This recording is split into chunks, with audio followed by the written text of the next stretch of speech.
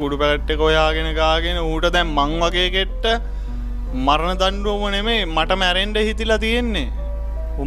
මොකද බොණ්ඩ නැතුණාම මේ වෙනවා.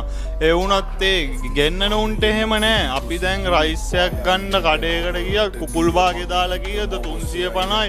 අනේ මගේ පැකට් එකට 350ක් මදි වෙනවනේ කියලා මම අරන් එන්නේ නෑ.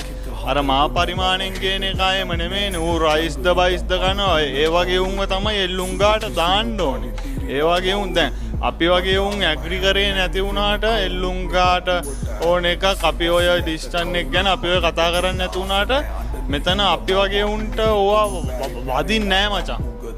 ඕවා වදින්නේ මා පරිමාණයෙන් ගෙන්නන කරන උන්ට තමයි ඕවා වදින්නේ. අනික ඔය එල්ලුංගයේ සීන් එක අපිට වැඩිය පදිරි වෙලා ඉන්නේ උන් තමයි අපිට වැඩිය පදිරි වෙලා ඉන්නේ. ඇයි දන්නවද? එහෙම අරන් ආවොත් අපි හැමේකාම අපේ සමාජ පසුබිම අනුව අපේ හැමේකාම ඉන්නේකාම කියන්නේ අනේ අපි මේ බීම බොන්නේ අපිට මැරුණත් කමක් නැහැ. මේක අපි පණ පිටින් මැරෙනවා. ඉතින් අපි එල්ලුම් ගහට දැම්මත් මොකෝ මැරුණත් මොකෝ කියලා අපි හිතනවා.